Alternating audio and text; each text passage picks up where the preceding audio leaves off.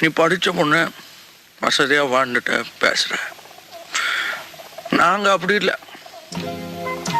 சோத்துக்கு திண்டாடணும், 4 காசு சம்பாதிக்கணும்னா சாவணும். சம்பாரிச்ச காசை வீட்டுக்கு கொண்டாடுறதுக்குள்ள ரத்த அடிப்படணும். ஒரு நாளைக்காவது ராத்திரி வரல நாம உயிரோட இருப்போம் நம்பிக்கை உண்டா? இல்லை.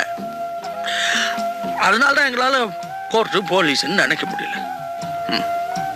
திருப்பி அடிச்சாதான் அடியிலிருந்து தப்பிக்க முடியும், கட்டி அடிச்சாதான் உயிரோட இருக்க முடியும். அதுக்காக நீங்க செய்யறதெல்லாம் சரியாயிடுமா? என் மனசுக்கு எது சரின்னு படுதோ அது மட்டும் தான் நான் செய்யறேன். அப்போ என் மனசுக்கு எது சரின்னு படுதோ அதை நான் செய்யலாமா? எனக்கு இன்னைக்கு செல்வா அந்த பையன் அடிச்சது தப்புன்னு படுது. அவரை திரும்பி அடிக்கிறது தான் சரின்னு படுது.